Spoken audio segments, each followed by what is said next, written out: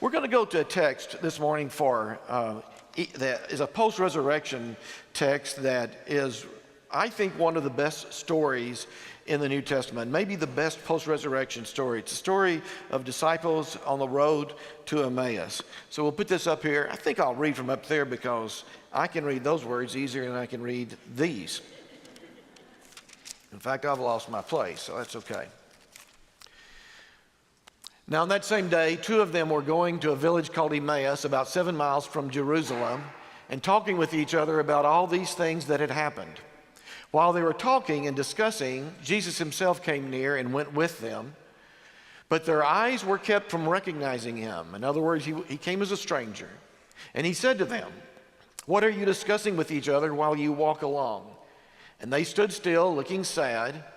Then one of them, whose name was Cleopas, answered him, saying, "Are you the only stranger in Jerusalem who does not know the things that have taken place there in these days?" And he asked them, "What things?" They replied, "The things about Jesus of Nazareth, who was a prophet, mighty in deed and word before God and before all the people, and how our chief priests and leaders handed him over to be condemned to death and crucified him. But we had hoped that he was the one to redeem Israel. Yes, and besides all this, it is now the third day since these things took place. Moreover, some women of our group astounded us. They were at the tomb early this morning, and when they did not find his body there, they came back and told us that they had indeed seen a vision of angels who said that he was alive. Some of those who were with us went to the tomb and found it just as the women had said, but they did not see him." Then the stranger said to them, "Oh, how foolish you are, and how slow of heart to believe all that the prophets have declared. Was it not necessary that the Messiah should suffer these things and then enter into his glory?" Then, beginning with Moses and all the prophets, he interpreted to them the things about himself and all the scriptures. As they came near the village to which they were going, he walked ahead as if he were going on. But they urged him strongly, saying, "Stay with us, because it is almost evening and the day is now nearly over." So he went in to stay with them. And when he was at the table with them, he took bread and blessed it and broke it and gave it to them. And then their eyes were opened and they recognized him, and he vanished from their sight. They said to each other, "Were not our hearts burning within us while he was talking to us on the road, while he was opening the scriptures to us?" That same hour they got up and returned to Jerusalem, and they found the 11 and their companions gathered together. They were saying, "The Lord has risen indeed, and he has appeared to Simon." And then they told what had happened on the road to Emmaus, and how Jesus had been made known to them in the breaking of the bread. This is the word of the Lord. Thanks be to God. I want to share with you this morning a way of looking at the Bible, and really a way of looking at life itself, that has been very, very powerful for me the last few years. It really has been transforming. It's changed the way in which I look at everything. And it's looking at the story of the Bible through the lens of this theme of journey. If you open the Bible and you read carefully, you'll see that this theme shows up over and over again, the theme of journey. A few years ago, I was reading Paul's letter to the Romans, and he made this reference to Abraham and Sarah. And he talks about Abraham and Sarah out there in the wilderness and God coming to them and saying, "I want you to get up and follow me, take a journey into a foreign land." And Paul was very explicit about this. He says that was the original decision of faith. Faith equals making the decision to follow Jesus on a journey. Pure and simple. I was curious about that, and so I went back. I opened the Old Testament to Genesis, and I started reading the story about Abraham and Sarah, and sure enough, that's exactly what it was. They're sitting there in the middle of nowhere, and God comes to them, and he only makes one promise. He says, "If you will follow me, I will be with you wherever you go, and you will have children." But that's it. And the challenge of faith is to get up and leave that place and go on a journey. You can take your Old Testament and flip over a few pages to the book of Exodus, the story of Moses, and you find the same thing. The quintessential act of faith is the decision to follow God on a journey. Because Moses is out there in the hills of Midian. He's taking care of the sheep of his father-in-law. He's really, really happy. I mean, he's settled in. Life is good. Life is good. It's a wonderful pastoral scene. You can see how peaceful it is and how peaceful Moses is. And all of a sudden, God interrupts the peacefulness. And he comes before Moses and he says, look here, Moses, I want you to follow me on a journey. I want you to go back to Egypt. I know you're wanted for murder back there, but I want you to liberate my people, the Hebrews, and I want you to take them on a journey to the promised land. Moses resists because things are good for him. But finally, he makes this quintessential decision to follow God on a journey. And you can flip through the Bible and you'll see this theme popping up over and over again, the theme of going on a journey. When you get to the New Testament, you see it with Mary and Joseph. They're in this little town of Bethlehem. Things are good, things are peaceful, and God says, I'm going to take you on a journey. And they follow God from Nazareth to Bethlehem on this journey of having a child and raising him.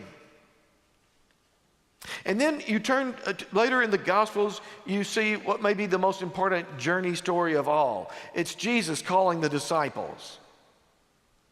You see, that's our job in the church, isn't it? Maybe you ought to stop for a minute and make sure we're clear about this. What we do at Christ Church is that we call people to discipleship. We ask people to follow Jesus, and then on that journey, we learn how to go deeper in our relationship with Jesus, the building of the kingdom of God. And so when you read this particular story, Jesus comes along by the Sea of Galilee, and there's James and John and Peter and the others out there. They're just everyday fishermen. And Jesus stops, and what does he challenge them to do? He simply asks them to stop what they're doing and to go with him on a journey. He says, follow me.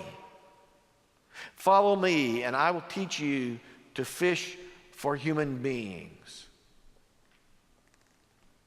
It's a fascinating story. I spent a lot of time with that story a few years ago, and I thought, wait a second here. Jesus doesn't baptize the disciples. He doesn't teach them the Apostles' Creed.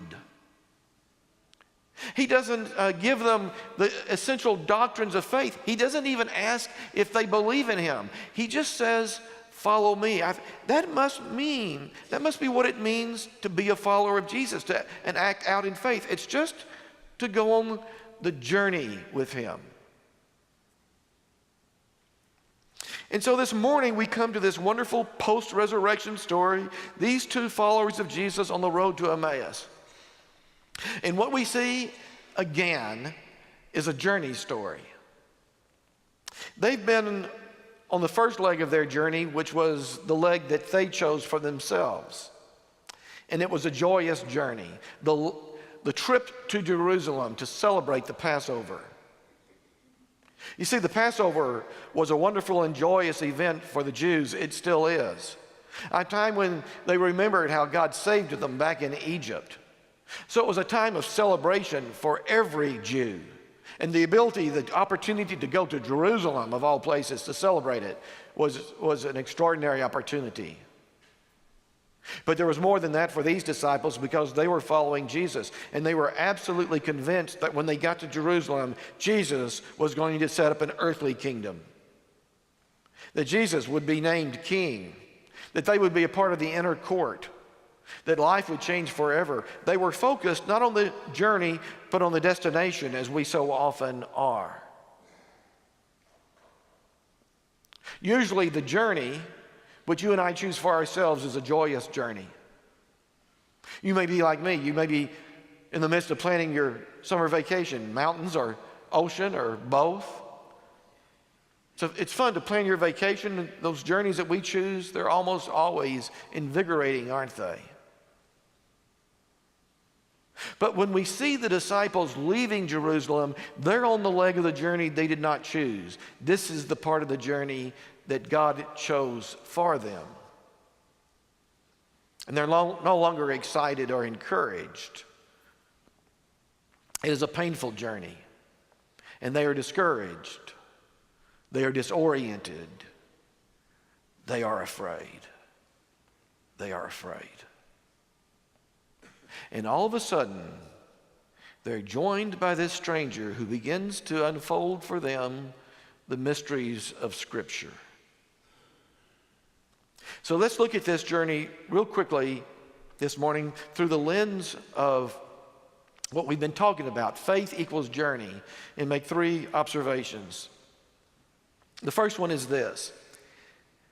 It was on the painful leg of their journey that they had the most powerful encounter with Jesus. That's oftentimes the case, isn't it? You have found that to be true in your own life, haven't you?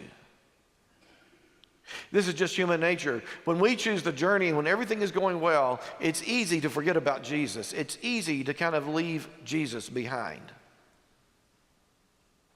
I'm guessing that every single one of us have thought about this at one time or another. When you are getting that degree and you're graduating, or you've got that new job, or you're buying that new home, and there's no crisis in your life, and it's all good news and no bad news, it's really easy to not think about Jesus at all. The times when we start thinking about Jesus is when you're in your doctor's office for that annual checkup, and she looks at the blood work and she says, we're going to need to do some follow-up tests. And then all of a sudden you think about Jesus, don't you?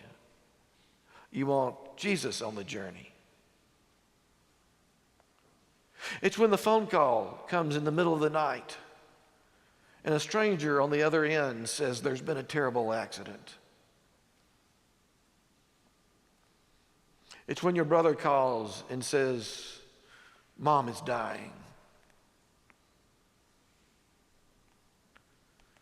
It's when you have trouble in your marriage or trouble with your children, and all of a sudden Jesus becomes important to you. You want Jesus on the journey.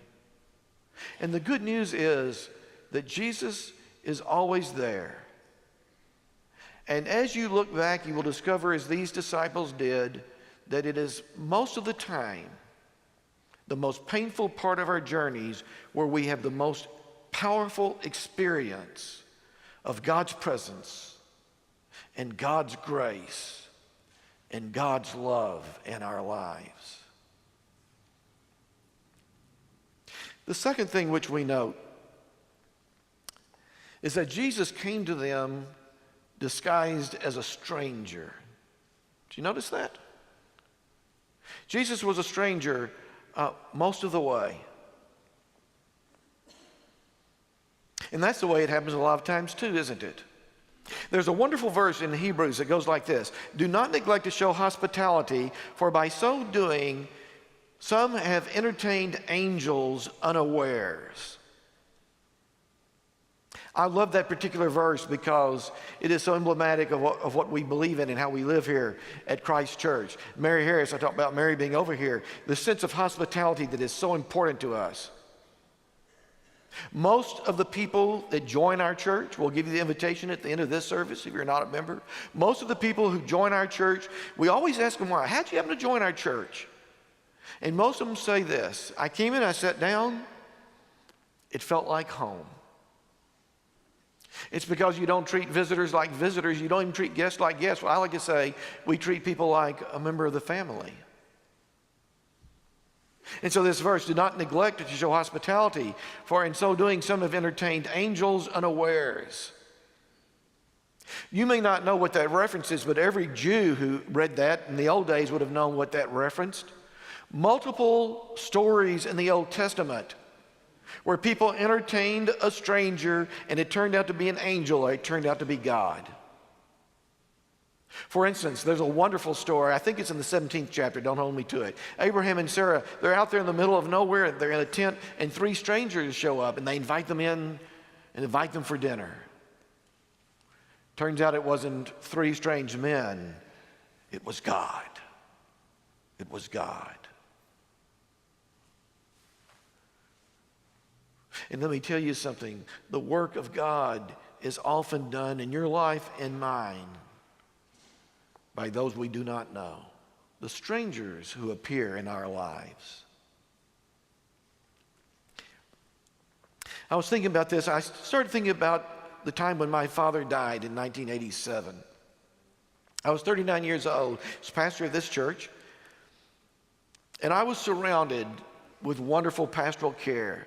The members of this church, the staff of this church, all trained pastors, wonderful pastors, surrounded me with wonderful pastoral care. My father was a bishop in the United Methodist Church. I had bishops from all over the country who called me and offered condolences. When we went to the service, bishops were there. They came up and embraced me and offered words of comfort. But guess what? The most powerful experience of pastoral care I had during that time came from a person who was almost a stranger. It was a woman who was a member of this church, and I ran into her one day, just not long after my father died. And she shared with me the story of her own father's death. And it was just so powerful and so relevant. I was so grateful. Don't ever underestimate the power of strangers in your life, because sometimes Jesus comes in the form of a stranger. And don't ever underestimate the way in which you, by showing hospitality to another human being, can be the presence of Christ in that person's life. One last thought about this passage, and that is, maybe the most important moment comes in this passage when the disciples decide to ask Jesus to stay with them. This may be the most powerful, underlooked text in all the New Testament, I think. The disciples are walking along here with this stranger. He's already impacted their lives in important ways. And they come to a little bit of a parting here. They get ready to turn off to Emmaus, and he's getting ready to go on his own way. And Luke tells us that they said, wait. Don't leave us. Stay with us if you don't mind. Stay with us and go home with us. And he does. It was an important decision because it was when he broke the bread. It was in the breaking of the bread. It was in the receiving of communion that he became known to them. And the reason this is an important verse for you and me is because it involves a decision that you and I have to make all the time. Whether or not to ask Jesus to stay with us on our journey. If you stop and think about it, we make that decision every single day. I already referenced it. When things are going well, we tend to forget about Jesus and leave him behind. So it really is something that we have to do. It's a conscious decision we have to do about whether or not we want Jesus to stay with us. When I was a little boy, we lived in Dallas, and when I was in grade school, we lived in Dallas. My mother was from Dallas, but my father was from Tennessee. And through all those years, until my grandfather died in Tennessee, we made that journey between Dallas, Texas, and Paris, Tennessee, well over 100 times. I don't know, 2 or 3 times a year. We would go drive the 600 miles between Dallas and Paris, Tennessee. This was back in the 50s. Up until 1958, we didn't even have a car. I was born in 1948, so first 10 years of my life, we didn't have a car that even had air conditioning. We made that, I can remember coming to Texarkana, big thermometer said 110 degrees. Some of you are old enough to remember this. We didn't think much about it, but we made that trip all the time. Many of you know I have a twin brother by the name of Ron. I have a younger brother, 4.5 years younger, by the name of Walter. We called him Wally back in those days. And so we made that trip all those years, back and forth, 600 miles, and I always sat on the right-hand side of the car in the back seat next to that door. My brother Ron always sat in the left hand. You know where this is going, don't you? And Wally sat in the middle. 600 miles in an old car without air conditioning with 3 boys in the back seat is a pretty tough deal under any circumstances, even if you have the best behaved boys in the world. We were not. We were the kinds of brothers that fought and bickered and picked on one another all the time. And so you know what this looked like. 600 miles of, mother, he's in my side, make him get over to the middle. 600 miles of making, popping somebody when nobody's looking. We fought all the time. And frankly, it was just pretty miserable. One year, I guess Wally was maybe 4 or 5 years old. One year we were about halfway, but someplace in the middle of Arkansas, and my father pulled over to get gas. My father was always in a hurry. He was always in a hurry. And back in those days, of course, they pumped the gas for you. He pulled up the gas pump. He jumped out. He said, boys, if you need to use the bathroom, do it quickly because we're going to be on the road in a hurry. So we all scattered out. We went to the bathroom and so forth. I mean, within just a few minutes, as soon as that gas was pumped and paid for, my father was saying, get in the car, let's go. We jumped in the car, slammed the doors, took off, headed down the highway.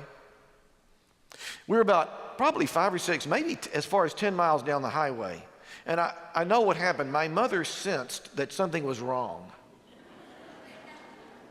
It was really, really quiet and really, really peaceful in the back seat. And I always remember my mother turning and saying, where's Wally?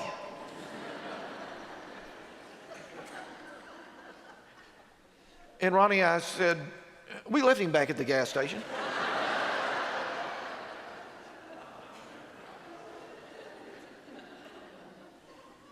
I remember the panicked look on my mother's face. She said, Walter, quick, turn around. We got to go back and get him. I can remember saying, do we have to? Let's vote. Ronnie and I, we voted real quickly. It was 2 against 2. That's when it was explained to me that children's votes don't count as much as adult votes. We turned around, we went back, and we found him there. He's, like I say, he's 4 or 5 years old. He was sitting on the curb, just as calm as he could be. Picked him up, put him in the back seat. We were stuck with him the rest of the journey.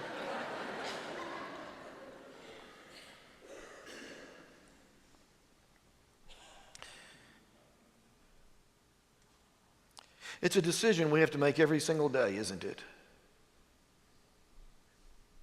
And honestly, it's not always an easy decision because Jesus has a way of getting right in the middle of things, taking up a lot of room, sometimes making things uncomfortable. And so it's a decision we have to make every single day. Do we leave him behind,